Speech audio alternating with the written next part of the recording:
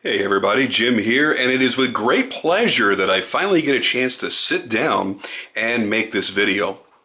Those of you that may recall a few weeks ago, I was able to do a video on my Marfione and Deryk Munroe collaboration, the Sigil. And this is the one that's in the apocalyptic finish. Absolutely love it, still have it, still enjoying it, still carrying it and playing with it. But when the opportunity arose to find this very, very special edition, I had to jump on it. It was something that it sung to me. I knew I loved the design, and I've never owned an engraved knife. I love Tony Marfione's signature mirror polishing finish on his blades. This has that. This kind of was everything I wanted all wrapped up into one. What you're looking at here is a special variation of the Marfione Custom and Deryk Munroe collaboration sigil. This one is fully engraved with 24 karat gold inlays. On the over travel here, we see the lock bar stabilizer is a little bit different. Put these side by side. This one was the stainless Damascus. This one, however, is a little bit more rare and special. That is actually Gibeon Meteorite, and we'll talk about that a little bit in just a few minutes. Same signature hidden away squeeze clip, which is completely flush when you're not carrying it in the pocket. This thing is just bad to the friggin' bone. Let's take a good close look at this before I start yammering on about more shit. Just look at that. Incredible detail work. Like I said, I've always wanted an engraved knife. I've never found the exact one that I wanted. And I'll be honest with you, some of the ones that I did find that I liked were just beyond what I could spend. I mean, we're talking $10,000, $15,000, $20,000. And that just wasn't going to happen. There is that incredible mirror polish blade. Oh, yeah. The camera may have a bit of a hard time focusing on that, so I'm just going to kind of lay that down for a moment here. So what we're looking at here, just like the other variations of the sigil, you're looking at a 3.5-inch LMAX steel blade, where this one they've done the beautiful hand-rubbed satin on the flats, and of course the mirror polish on the bevel. Now this knife is entirely made of titanium in the handle, and then the Damascus over travel plate. All the hardware is titanium, backspacer, and both sides, and also the sub lock. This one, however, is not, and it weighs substantially more. The titanium here is going to be in the hardware, in the pocket clip, and the backspacer. Everything else that you see here is actually made from Böhler Roy alloy stainless steel. The reason for that was so they could do this engraving, something that they wouldn't be doing in titanium. So it's got a little bit more heft in the hand, and I gotta tell you, I kind of like that. I do like the lightweightness of having the titanium EDC version, if you will, but I really like the heft, the additional feel that this one has. I'm not saying that a knife that's heavier is of more quality, but when it feels more substantial, it feels in your mind like it's more quality. It's hard to put into words, but hopefully you guys know what I'm trying to get at here. So just like all the others, 3.5-inch blade, it is LMAX, it is mirror polished. The cutting edge is about 3.375 inches. The overall length is 7.875 inches, and the close length is 4.5 inches. So it's a very, very, very compact knife, very easy to carry. Now with the Roy alloy steel on here, they've done an amazing job milling it, just like the titanium would have been. Really, really, really nicely done. And then a gentleman named Mitch, and I apologize if I'm not pronouncing his name correctly. I've never heard his name. I've only seen it spelled, and it looks like it could go one of two ways. It's either Mitch Moschetti or Mitch Moschetti, and I don't know which. M-O-S-C-H-E-T-T-I.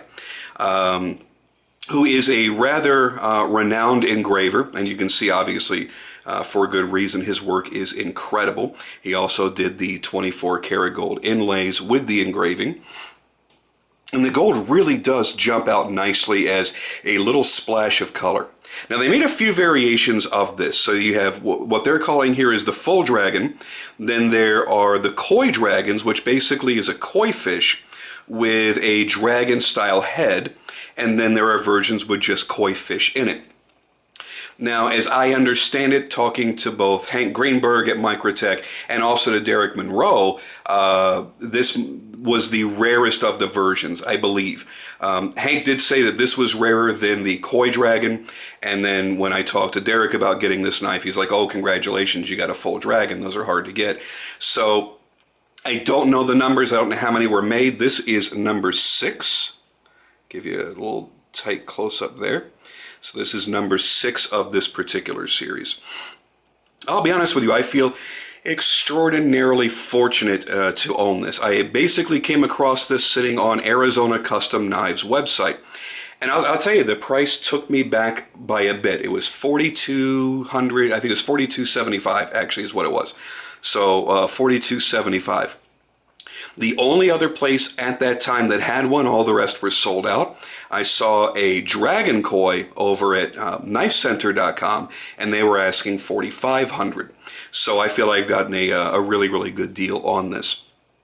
I'm not really worried about its resale value because it's not something I really plan on reselling. If I ever sell or trade it, I'm sure I'm going to get that value because that's pretty much the maker's price. That's only a couple bucks in profit right above maker's price. So I think I would fare pretty well on that. Now, when I talk about the exclusivity of this, it's not just about the fact that it's an engraved version and limited by that means. It's just that the sigils by themselves are limited knives, even the standard apocalyptic finish or the standard carbon fiber. And mine is one of the prototype variations in this one, by the way, too. All the ones that were sold at the Miami show last year and all the ones that were sold at the Blade show, they were all prototypes that were hand assembled by Deryk Munroe.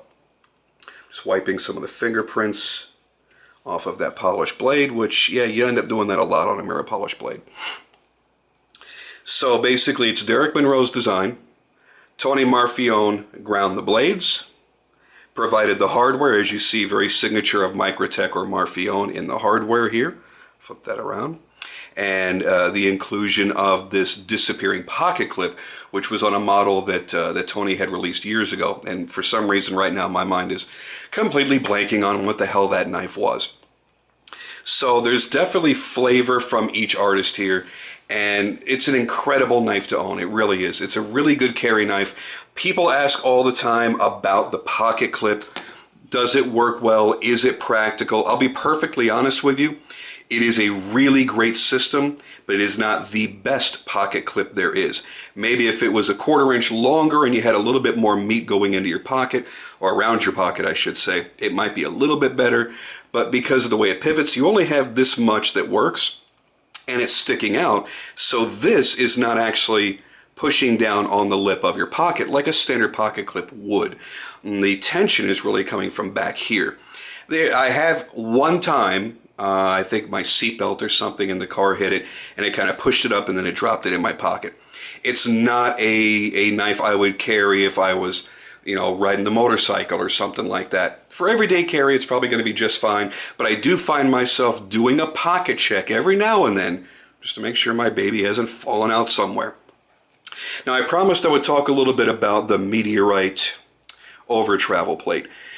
There are basically 2 meteorites that you'll see used by different industries. One's in Mexico, and then there's this one, the Gibeon Meteorite. And that could be in watchmaking, jewelry making. Now we're seeing it pop up in knife making.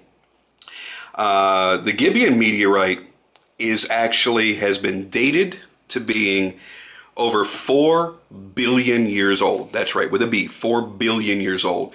It was bouncing around in space for billions of years. It crashed to Earth, they estimate, about 1 million years ago in Namibia, Africa, and the strewn field was discovered in the 1880s. And since then, the government has been on again, off again about distributing pieces and parts of the meteorite from the strewn field. Sometimes they shut it down for a few years. Sometimes they let everybody in, and they can buy whatever they want. Most notably, Rolex made some very, very amazing dials for their watches. Corum did the same. There was another company that made an entire case out of their the Gibeon meteorite. So it's really become something that people lust after. It is expensive, depending on the size of the chunks that you buy and how you're going to cut it. It's also tricky to work with because as soon as you slice it, you have to seal it because it's basically all iron, different types of iron. And it almost immediately begins to oxidize when it's exposed to air. So they have to seal it very, very quickly. So it's just a neat little thing. I have something on my knife that is actually 4 billion years old. So, I mean, how cool is that? Kind of a neat thing. The one thing that threw me off is the one single use of a blued titanium screw. The other hardware is not blued. I'm not sure what the choice was there. I think it's beautiful, but I would have loved to have seen it throughout the rest of the hardware. That would have been cool. But, it's not really a nitpick. It's, this is a rare occasion. I have nothing to nitpick about this knife. And by the way, there was a nitpick that was on my original, and you guys might remember, and just wanted to show you guys that, yes, that blade is perfectly centered. We had an issue with actually quite a few of them because they were literally built the night before the show, hand-built by Deryk, and he was working until like 2, 3 o'clock in the morning putting these things together. And I guess he had forgotten to put Loctite on it. Not really a big deal. Pivots come loose, but it's a proprietary screw, and you can't fix it yourself. So Hank Greenberg, as always, the incredible gentleman that he is, took care of me very quickly. And in less than a week, I had my knife back, and it was perfectly centered. And it's completely broken in now. I have no lock stick. It is super smooth now, very, very fast. So it has completely broken in and still has not moved one little bit. So I did want to make sure people realize that. And this thing is, it's everything that you would expect for a high-end collectible grade knife. No, this is not going to see hard use. It's already been carried a lot, and it is going to be an often carried knife, and you're going to start seeing some patina in the engraved areas from my pocket, but it's not really going to see any hard use. I mean, for goodness sake, you've got a fucking mirror polished blade on this. So, yeah, it is, by the way, extremely, extremely sharp. The most this is ever going to see is cutting paper. I'll be perfectly honest with you. There are certain knives that, yeah, I'm just not going to abuse. This, my Frank Fisher Battle, there are knives that get used, but certainly not abused, but it's never going to be a safe queen. It's always going to be, available in my pocket. And, if somebody needs a string cut, I'll reach in and carry that, reach in and pull that one out. But I did want to make sure people got a chance to see this up close and personal. I've put a lot of pictures of this on my Instagram. I fell immediately in love with the knife. Absolutely no buyer's remorse whatsoever. And from all those pictures, people have been requesting that I get this video done quickly. So I did shove this ahead of a couple of other videos, just so that you get a chance to see this up close and in full HD. And for those of you going, but Jam, that's not in full HD. Don't ever watch a video the second it gets uploaded. It takes YouTube usually about an hour or so to fully process these videos into full 1080 HD, but they're all uploaded that way. They're all HD. Look how gorgeous that is. I mean, there's not a bad angle on this knife. The finishing all the way around is spectacular. The hand finishing, the fit and finish, the individual components, the engraving, the solid gold inlays. I mean, there's just nothing that I can pick apart on this knife. It is as perfect as you can reasonably expect any knife to be. So there it is. For anybody that was wondering, is it worth the money? For me, yes, because I do collect. I have things that whether I'm going to use them for trading up and up and up a ladder to get to certain, holy grails throughout my collecting career, or to someday pass down to my children, it's worth it for me. If you're a carpenter and you want to take this out and start hammering shit with it and prying open paint cans, no, it's not worth over $4,000 to you because it's going to get wrecked and it's not worth anything in the end. This is a rare occasion where I bought a knife for the purpose of I'd like to keep this as an investment piece. I'm going to enjoy it as fully as I can carrying it, but I mean, let's face it, it's an engraved art/tactical knife with a mirror polished blade. It's not intended for anything else. That's what this bad boy is for. So I'm very fortunate, again, as I said, to own these. I'm also extremely fortunate to be on Deryk Munroe's list, and I don't know when it's going to be. We've talked on and off, you know, just kind of going, hey, I just want to make sure I'm still on there. He's like, yeah.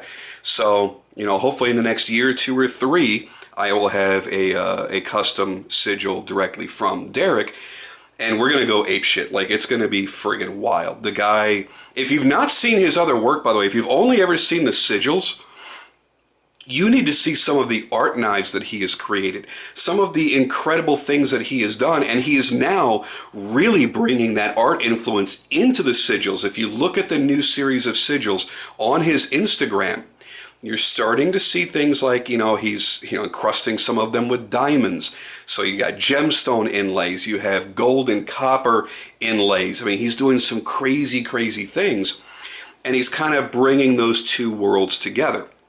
I'm not saying that's never been done before, but it's really interesting to see on such a futuristic kind of overall design, turning it, and again, not a full art knife, just touches of art knife capability in these EDC tactical style flippers.